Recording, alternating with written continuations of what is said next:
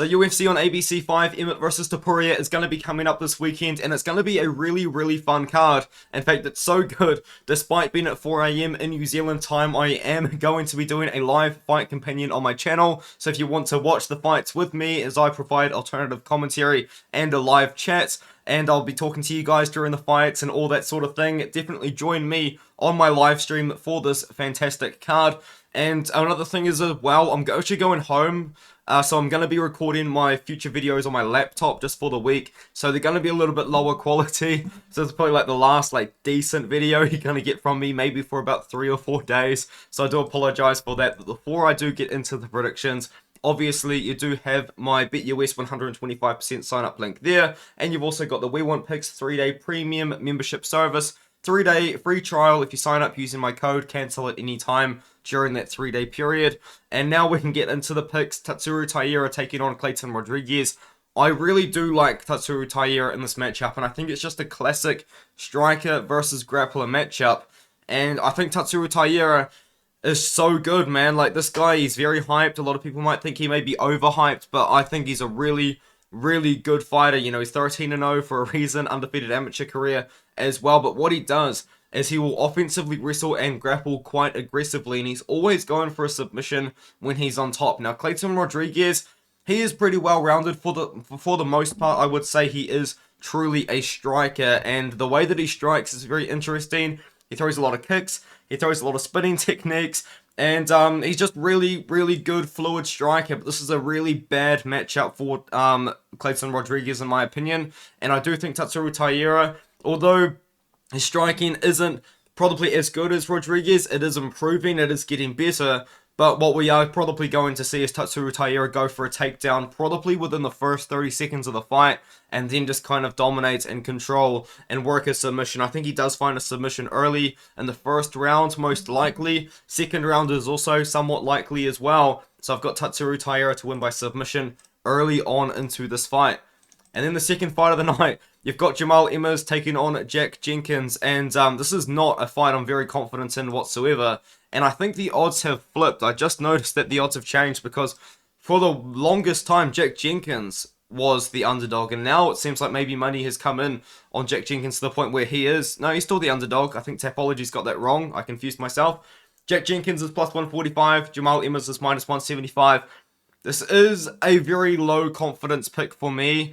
I'm on Jack Jenkins for now, but I might actually change to Jamal Imers. So what that should tell you guys is just don't bet either side on this fight.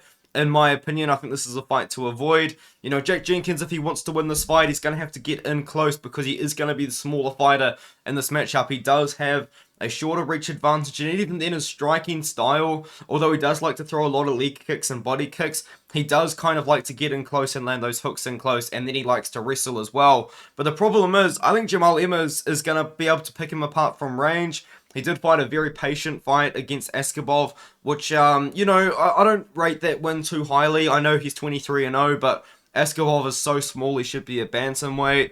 And even then, Askabov just didn't look like a 23-0 fighter in that matchup. It was a weird fight, I'll say that much. But Jamal Imers, I think he can pick apart Jack Jenkins from range, and I think he might even be the better wrestler as well. So, although I just said I was picking Jenkins, I might flip to Imers just in the video. That's how low confidence I am in this pick, by the way, guys. I'm going to go Imers for now. Low confidence, most people are on Jenkins, but I'm just not the same. I don't have the same hype on Jack Jenkins as everybody else, man. Like, yes, he had a very impressive performance against Freddie Emiliano Linares, where he dominated him, but he was meant to. He was like a minus 350 favorite over Freddie Emiliano Linares, and in my breakdown for that fight, I said that Jenkins was better than Linares everywhere. And, you know, he probably could have and should have finished the fight a little bit earlier. And then against Don Shainis, the fight was somewhat competitive. And we know that Don Shainis isn't UFC level. So I'm going to go with Imers for now. Low confidence pick. Maybe it will change. My Instagram will be my final pick of the night. But now we can move on to a fight I'm very excited for if my computer decides to load it. And then it's Trevor Peek versus Chippy Mariscal. I'm going to be going with Trevor Peek in this matchup. I do think Trevor Peek can go out there and find the first round knockout. But the thing is, Chippy Mariscal really could win this fight. Now, you might see that record and think, oh, He doesn't have the best record in the world. Chippy Mariscal has fought a lot of incredibly high-level competition. He's fought Bryce Mitchell. Who else has he fought? Gregor Gillespie. He's beaten Pat Sabatini. He's beaten Yusuf Zalal. He lost to Joanderson Brito in... I said it in my previous video. This is, in all of my time watching fights and researching fights, watching tape, this is the most brutal knockout loss I've ever seen. Brito put him out bad, and it was... The recovery wasn't good. I'll say that much. It was shocking. He's fought Steve Garcia, Sean Soriano. He just recently beat Guillermo Fajea, who was a kickboxing coach, a striking coach, I believe, at Team Alpha Male. So that's a pretty good win to have. But Trevor Peek, we know what Trevor Peek does. He loves to bomb forward. He's aggressive. He's going for that first round KO. He's not going for anything else. And I do think he actually does find it. Chippy Mariscal, although having very good kickboxing, I believe he's on the United States kickboxing team, something like that. He leaves himself open to be hit. People can hit Mariscal, and I think Trevor Peek is going to find the chin, man. Trevor Peek, just the way that he fights, he is hittable. He does leave openings for Mariscal to potentially land, but I think he's going to bomb forward and find the knockout. So I'm going to go with Peek by first round knockout in this matchup. And now we're going to move on to Tabitha Richie taking on Jillian Robertson. This is a somewhat low confidence pick for me. I know Jacob from We Want Picks is probably a lot more confident in Richie than me, but I do give a lot of respect to Jillian Robertson. I do think Jillian Robertson is a really good fighter, but her problem is she really is quite one-dimensional. You know, she is a grappler. She doesn't tend to have the best ability to get the fights to the ground, but she did show a lot of improvements against Taiera Rodriguez, and I think it might have actually come down to the fact that she was fighting girls that were maybe about her size, because in the past Jillian Robertson has been fighting at 125 pounds, and now she's just moved down to 115 pounds, and it seems like it really helped her. It looked really good. She looked really good against Taiera Rodriguez. I mean, she does have pretty good wins and a lot of finishes at 125, but maybe 115 pounds is the best move for Jillian Robertson at this point in her career. But for Tabitha Richie's a great grappler as well. And on the feet, she's not too bad either. She can strike. She does seem to prefer to grapple. She has had some really boring fights in the past, like against Poliana Viana. That fight was not very fun. But then against Jessica Penne, she'd have had like one of the best performances I think she's ever had in her career. She looked really good against Jessica Penne, eventually finding the submission. I believe it was very early on in the fight as well. In the second round it was. I thought it was. But anyway, the thing is, Tabitha Richie looked fantastic in that fight. And I do think that might be able to carry over against Jillian Robertson. But Jillian Robertson being a grappler herself, also being the bigger girl in this matchup as well, because Tabitha Richie's 5'1". She's not very big for strawweight, you know what I mean? And Jillian Robertson's a former flyweight, so she's 5'5", a little bit taller, a little bit bigger. It could be interesting to see kind of what happens in this matchup, but I've got a low confidence pick on Tabitha Richie in this matchup, but Robertson really could finish this fight. I think she could be a very good underdog potentially.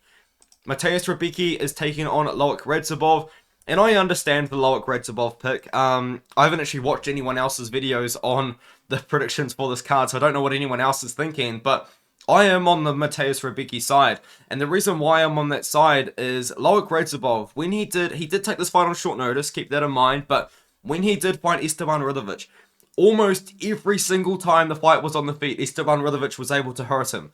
Every single time he would hurt him, and then Radzhabov would get a takedown. Ridovic had really bad takedown defense in that fight. That's what Radzhabov does. He is a wrestler, he can grapple, he's a good fighter, but he mostly is a wrestler in my opinion. But Matthias Rabiki, on the other hand, is a really good fighter who had a really bad UFC debut. Let's be honest. It wasn't impressive when he took on Nick Fiore, who took him on short notice. He did beat up Nick Fiore, he did dominate the fight, but he didn't find the finish as kind of me and everybody else really expected. But he did dominate Rodrigo Lidio, he did get hurt, but he got to the ground and got the submission. But one thing about Matthias Rabiki is this guy had a fantastic run outside of the UFC, man. An absolutely insane finish streak. He was the champion of FEN for a very long time. And I think he can kind of do the same sort of thing that Esteban Ridovic did to Loic Radzhabov. But in this matchup, I think he can find the finish. I've actually got Rabiki by knockout in this fight. Loic Radzhabov has had really bad cardio in the past. It has been an issue for him. But Matthias Rabiki himself showed pretty bad cardio against Nick Fiore, right? He was really puffing for air in that second and especially the third round. But I think Rabiki can get it done, man. I really do. I think he can defend the takedowns. I think he can close in the distance. I think he can land the shots that Esteban Ridovic was landing, but also just kind of find the chin. I think he can do. I think he's going to be more effective when he gets Radzhabov hurt, because I do believe he can get Radzhabov hurt. So I've actually got Rabiki by knockout in this matchup. And now we're going to move up the card to Randy Brown versus Wellington Turman. I'm pretty confident Randy Brown gets this done, man. Like, Wellington Turman, he's a middleweight moving down to 170. So that's always a little bit of an issue. Like, do we know how good Wellington Turman's going to look at 170? Maybe not. But Wellington Turman, like, he can strike, but he's a black belt in Brazilian Jiu-Jitsu, so he's kind of a grappler. But at 185 pounds, the guys there are way less technical than the guys at 170. And even then, just in general, this is a step up in the rankings for Wellington Turman, because Wellington Turman's kind of like near the bottom of the 85 pound rankings outside of the top 15, right? And Randy Brown is borderline top 15, you know, he is the number 17 ranked guy on Tapology, but I would say Randy Brown kind of is that guy that is sitting in the top 25 of the UFC's rankings. He's just sitting outside of the rankings. He did lose to JDM in a fight which JDM looked amazing in. But before that, you know, he had a close-ish fight with Trinaldo, beat him up from range. Same sort of thing with Chaos Williams. Chaos Williams was able to land on him. I don't think Wellington Turman's going to be able to do that. I think if Wellington Turman wants to win this fight, he has to get the fight down to the ground. But I don't know if he can get the fight down to the ground. You know what I mean? I think Randy Brown can keep it on the feet, pick him apart from range. He's much more technical. He just is the better fighter, in my opinion. Wellington Turman as well, just 185 pounds. That middleweight division is nowhere near as technical as the welterweights. And even then, Wellington Turman's a lower ranked middleweight versus a highly ranked Randy Brown welterweight. So give me Randy Brown. I think Randy Brown wins this fight. I don't know if he KOs Turman. Turman does have a questionable chin now that I think about it. He has been KO'd a fair few times in his career, twice. One of them was to Andrew Sanchez, and the other one was recently to Bruno Silva as well. So maybe Randy Brown can find that KO blow, but Randy Brown's not really a guy that I would just kind of bet on him to win inside the distance. He's not really a guy that I would rely on to finish fights inside the distance, you know what I mean? Justin Tuffer taking on Austin Lane. You've got to go with Tuffer Gang, right? You got to go with the Tuffer Gang. I mean, come on. I'm going with Tuffer Gang. I'm going with Justin Tuffer to beat Austin Lane. Maybe a bad matchup for him though. Like you've got to kind of look at it like this. Austin Lane is a wrestler. That is what he does. And Justin Tuffer, hey, Justin Tuffer's Justin Tuffer, you know what I mean? He's gonna want to swing and bang on the feet. This guy's really big, for 265 pounds. He has to cut weight to make 265. And on the feet, he's dangerous. Like, we just saw him knock out Parker Porter with one shot with a counter. And we've seen him just KO guys. He KO'd Kerry Hunsucker with the head kick. I thought he beat Carlos Felipe. I think most people thought he beat Carlos Felipe. But, yeah, I think against Austin Lane, if you guys don't know, got KO'd by Greg Hardy on the Contender Series a long time ago in 2018. And since then, he's kind of gone on a pretty decent run. Like, he went on a very good win streak, a win over Juan Adams, a win that they both share, actually. He was actually meant to fight Justin Tuffer's brother as well, Junior Tuffer. And I think I can just see Justin Tuffer knocking out Lane. Lane's 3 losses are first round KOs. I think Tuffer's going to add to that, man. Like, Lane, he's a decent striker, but he's a wrestler for the most part, really. And I can just see Tuffer, if these guys engage in a brawl, the guy that's going to win the brawl is Justin Tuffer, 9 times out of 10. So give me Justin Tuffer to win by knockout in the very first round.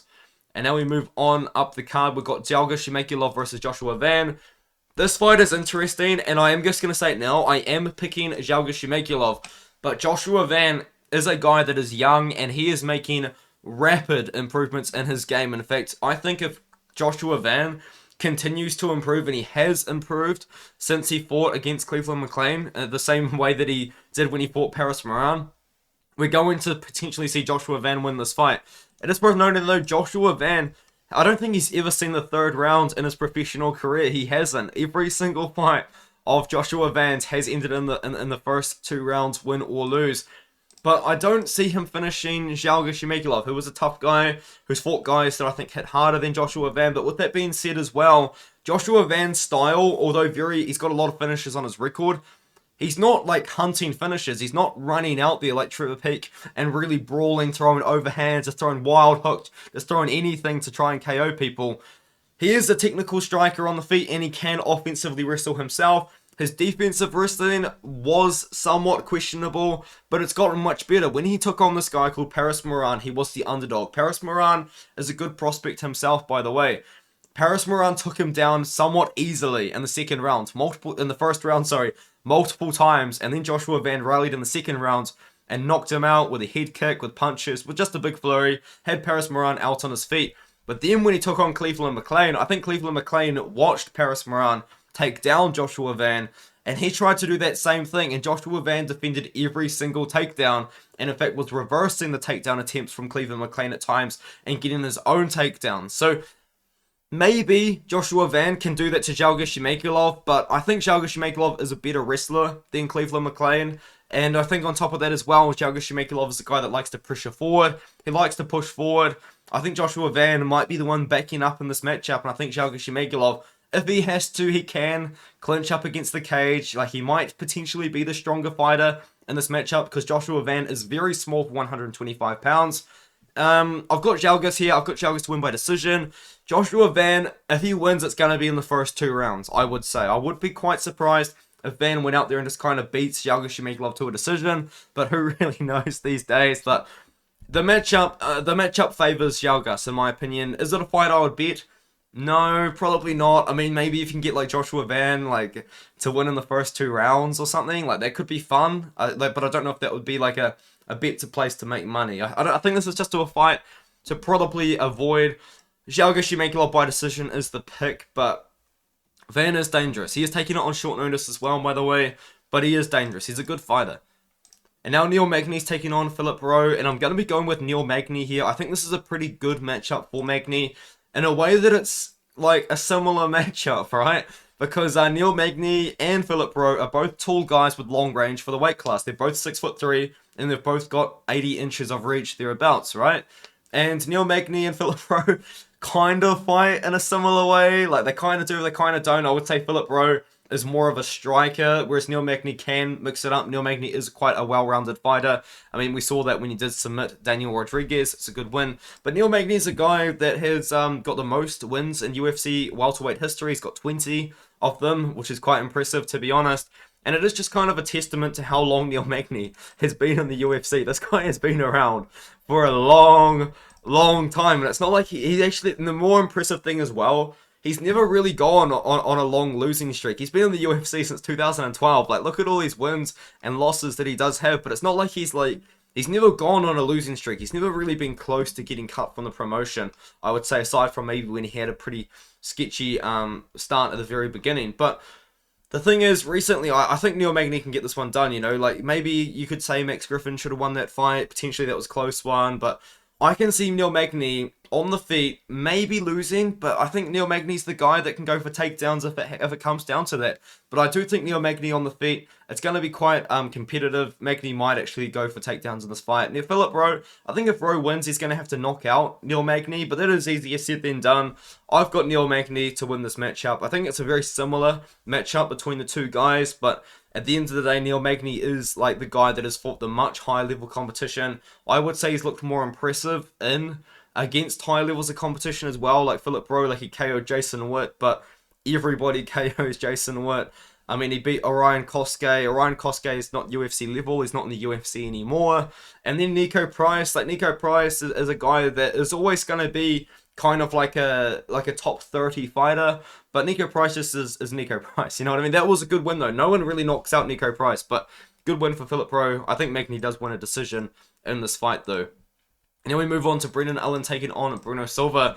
And I've got Brendan Allen to win this matchup, man. I think Brendan Allen is the more well-rounded fighter. Can Brendan Allen get caught on the feet? Yes, potentially, because he has been caught on the feet before. We saw Chris Curtis catch him on the feet.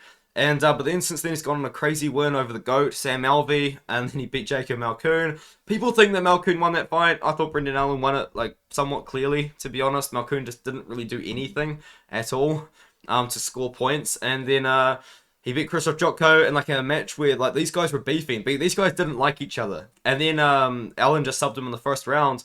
And then he went out there against Andre Muniz.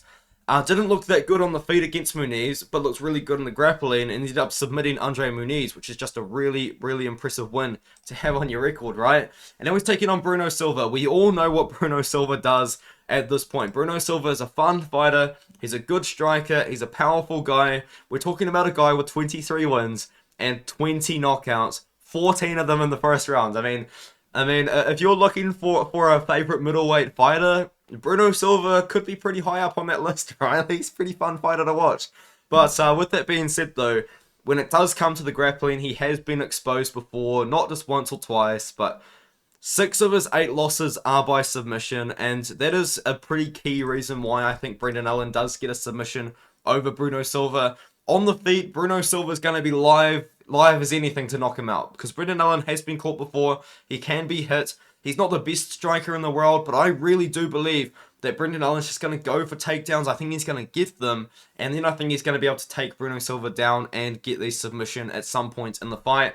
I don't really know what rounds it could happen in, because Brendan Allen, maybe it would take a while, but Bruno Silva has been subbed 6 times in his career. You've got to go with Allen in this fight. Allen by submission is the pick. I do think he gets it done over Bruno Silva. And then we move on to the main card. This is David Onama taking on Gabriel Santos, and this is going to be a banger, man. This is going to be super fun. I'm going with Gabriel Santos. Gabriel Santos, on short notice, had such an impressive performance against Lerone Murphy, and I'm kind of in that camp where I think maybe he could have won that fight. Now, it was incredibly close, but maybe Santos won it, maybe he didn't, but dude, that was a close fight. And the key is, Gabriel Santos took that fight on like 2 weeks' notice, fought Lerone Murphy, who's 11-0, and went to a split close decision with him. Like, that's really, really impressive, and he showed really good grappling in that matchup. And then before that, he actually won an LFA tournament, which the LFA was hosting, which he beat some really good guys. Like, he defeated Mauricio Barbosa, knocked him out in the second round after dealing with some adversity in the first round. And then he beat Jose Delano. Now, Jose Delano was favored to actually win that tournament, and Jose Delano himself is a really good fighter with really good wins. Like, that's just not a win over any average 12-2 fighter. That's an impressive UFC level win that he's got on that record. And then he took on Lerone Murphy, potentially could have won the fight, right? Like, it was a close fight. And now he's taking on David Onama. Now, David Onama at one point was all the hype. You know, he did take on Mason Jones on short notice, but he had a really, really good account for himself where he potentially, you know, like, there really was an argument that if it was on a full camp, maybe David Onama would have had a good chance of actually winning that fight. But he had a really good account for himself, upper weight class on short notice against Mason Jones. And then he went out there and knocked out Gabriel Benitez with an incredible combination. And then he went out there and beat Garrett Armfield in like a weird rematch that Garrett Armfield took on short notice. And then he fought Nate Landwehr. Pretty much had Nate Landwehr out of there in the first round. You know, Nate Landwehr was pretty done for, but like, Nate Landwehr is Nate Landwehr, and he come back and he beat David Onama because David Onama gassed out. I think Gabriel Santos is going to go out there. He's going to put on pressure. He's a very aggressive fighter. Pressure Onama, throw the strikes, and I think he's going to get takedowns and probably go for a submission over Onama potentially. But, you know, I think Santos wins this fight by finish. I do think he can finish Onama in the second or the third round. He showed good cardio on short notice. His cardio is going to be even better on a full camp. Now, I think he can finish Onama in the second or the third rounds. Maybe Onama does slow down again. And now in a pretty weird spot on the featured fight on the main card. I mean, there's definitely better fights to put there. Maybe to swap it with Alan Silva. But Cody Brundage, short notice, stepping up against Cedric Dumas. I think the UFC thinks that they can really market Cedric Dumas, and I am one of those people that does believe that Cedric Dumas is a really marketable fighter, but he just had like a pretty unimpressive performance against Josh Freeman, and even then in that fight, like the way that he reacted afterwards on Twitter, saying all sorts of things, just wasn't a good look for Dumas. But even then, there was a rumor that maybe there was some foul play when it comes to a bit of betting. So Dumas was maybe betting on Freeman, but that's a rumor, that's an allegation. It is what it is. But in this matchup, I am picking Cody Brundage. I think this is a stylistically decent matchup for Brundage. Now, I did pick Dumas to beat Matthias Piñas, and I looked like a genius in that pick, right? Because Piñas was the favorite. Nobody was picking Dumas at all. And Piñas was a former Glory kickboxer. He'd beaten some good guys in MMA, and then Dumas just goes out there and subs them in under a minute. pretty good performance from Dumas, right? And he had a really good account for himself in the post-fight interviews and stuff like that as well. So I was like, man, like Dumas is a guy that really could make a big name for himself, but he did just kind of really let me down in that performance against Joshua Fremd. And now Cody Brundage taking him on short notice. You know, he's a wrestler, he's a grappler for the most part. He does have a wrestling base, a college wrestling base as well, to my knowledge. But he did get out-wrestled by Maximov. And I did pick Maximov to win that one. And people call me crazy. But if you look into Nick Maximov himself, Nick Maximov also has a big wrestling background. You know what I mean? So anyway, with that being said though, Brundage has been on a little bit of a losing streak to good fighters like Oluchechik, who's like a borderline... Maybe he's definitely top 25 of middleweight for sure. And then Rodolfo Vieira, who is probably another top 25 guy. So now he's taken a big step down in competition on short notice against Cedric Dumas, which I think is I think this is a good stylistic matchup, man. I think Dumas is definitely live to get a finish. Just the way that he does strike, he is very effective on the feet. He does have power, he throws a lot of kicks. But I think Brundage can get the wrestling going, get the takedowns, and just kind of win the fight that way. So give me Brundage by submission. Probably like second rounds, I would say. I think it's just a stylistically good matchup for Brundage. And now we've got Amanda Ribas taking on Maycee Barber. You got to go with Ribas. You know, Ribas looked really, really good in her last fight against Viviane Araujo. And now she's taking on Maycee Barber. And I think Maycee Barber would lose to Viviane Araujo. So, you know, MMA math, it doesn't work. But that is an example of MMA math. And, Maycee Barber, though, you got to look at her performances, man. They're not that impressive, you know. You've got Andrea Lee, close fight. Some people think Lee won, some people think Barber won, but close fight. Jessica I took her to a decision. Montana De La Rosa took her to a decision as well. Like, Miranda Maverick as well, like, looked really, really bad in her last fight. Got out-wrestled, out-grappled, out-struck by Jasmine De Sousa Vicious. She probably should have lost that fight. Like, it's just kind of...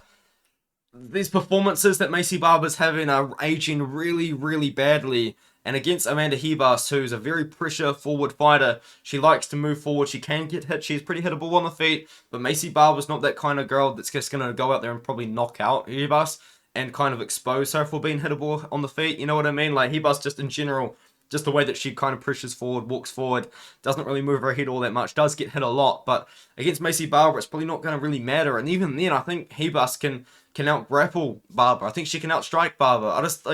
I don't know. These performances from Maycee Barber are really, really, like, just underwhelming to me. And I'm going to go with Amanda Ribas, who's looked better recently, arguably beat Caitlin Chouquet again, who's like a top 3 contender at 125 pounds, beat Verona Shandarova, who would give Maycee Barber a really difficult fight. So, yeah, I'm going to go with Ribas by decision. I think she can beat Barber in this matchup. And now we move on to the main event. You've got Josh Emmett taking on Ilia Topuria. This is a fun fight. I'm looking forward to it. But as I say, with every single Josh Emmett fight, people overrate this man's power, dude. This guy literally only has 3 knockouts in the UFC. And the last knockout was in 2019. Come on, man. That's against Mirsad Bektic. And I don't think Mirsad Bektic is even in the UFC anymore after he went on a crazy losing streak. You know what I mean? So, come on, man. We need to stop this Josh Emmett one-punch power narrative, which is 4 years old now. It was 4 years ago he last got his KO, which is unreal. Like, yes, they were impressive KOs, but it was a long time ago. A long time ago. And even then in his career, he's only got 6 knockouts in general as well. Like, he just went on a little bit of a run where he's knocking everybody out, and he just can't do it anymore. He's not a KO artist anymore. He doesn't hit as hard as people think he does. And even then in this fight, I don't think Ilia Topuria is going to be there to get hit. Now, has Ilia Topuria's potentially being hittable, being exposed by Jai Herbert? Maybe. Ilia Topuria did leave himself open in a combination, and Jai Herbert dropped him. Like, pretty much had him out of there. It was crazy. And Topuria come back, landed a fantastic combination, knocked out Jai Herbert, one of the better KOs of that year. And then he went out there against Bryce Mitchell, and the shots that he was hitting Bryce Mitchell with, you could see in the second round, Bryce Mitchell didn't want it anymore. Like, I mean, I know people like Bryce Mitchell. I'm not really the biggest fan of him, but he's a great, great fighter. He really is 15-0. And a lot of those wins in the UFC as well. But when it comes down to it, when Bryce Mitchell fought against Ilia Topuria, dude, like, Mitchell just didn't want it anymore. Topuria was hitting him with some good shots. Mitchell, like, gassed out in the second round. He had, like, excuses like he had the flu and all this sort of thing. But the point is, Topuria looked fantastic in that fight. It looked great against Ryan Hall when he knocked him out. kind of exposed Ryan Hall a little bit, you know what I mean? But Josh Emmett, when it comes down to it, Josh Emmett's a good wrestler. He's a good striker. Just got absolutely dominated by Yair Rodriguez. Should have lost against Calvin Cater. I mean, beat Dan Ige, but Dan Ige was on a massive losing streak when he took him on. Like, it's just kind of like, he's 38 years old as well. Like, I've got no reason to pick Josh Emmett, you know? If you're going to pick Josh Emmett, you're hoping he gets a knockout, which is something he hasn't done in 4 years.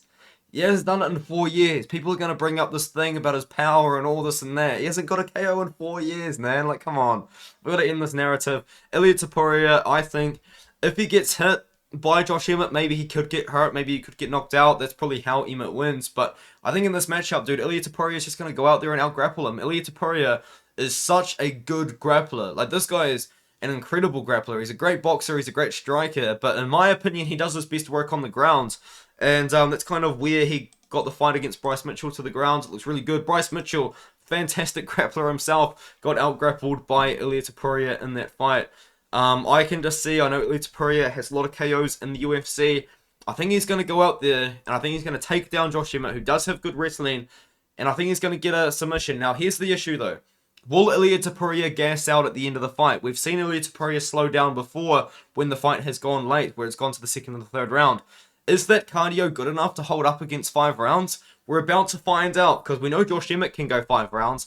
That's another big factor in this fight. Maybe you think Josh Emmett can last the first 2 rounds against Topuria. Maybe he can survive the first, second, and the third round and really start to put the pace on him, put the pressure on him in the 4th and the 5th when Topuria is tired. So if Emmett wins, it's going to be in the 4th and the 5th rounds by TKO. I think if Topuria wins, it's going to be early, finish, 1st, 2nd, or 3rd round. Most likely a submission, in my personal opinion, but maybe a KO could be likely as well. Let me know what you guys think in the comments below. As I said earlier, I'm going to be doing a live stream during this card, a live fight companion on my YouTube channel, and it's going to be a good time. I'm looking forward to it. And with that being said, I'll see you guys in the next video.